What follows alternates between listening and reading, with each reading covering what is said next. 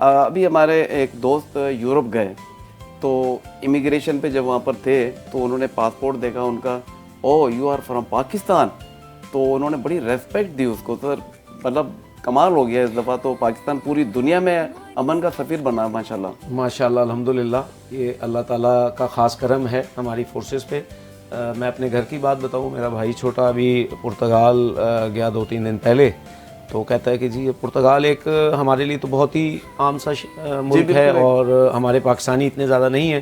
کہتا ہے جیسے ہی میں اترا اس نے پاسپورٹ، او یو پاکستانی، اور I love Pakistan, where is Pakistan, I wanted to go to the Pakistan. تو آپ یہ دیکھیں اس 1-1.5 سال میں مارکہ حق کے بعد بھی جو ہم نے سفارتکاری کی، جو ایران اور امریکہ کی جنگ میں ہمارا کردار رہا، جیسے آپ نے ابھی پہلے بھی فرما رہے تھے کہ امریکہ کے کانگریس میں آج انہوں نے پاکستان کی ثالثی کے کردار کو سراہا اور اپریشیٹ کیا، اور پوری دنیا جس طرح اپریشیٹ کر رہی ہے تو اس سے زیادہ فخر کی بات کیا ہے.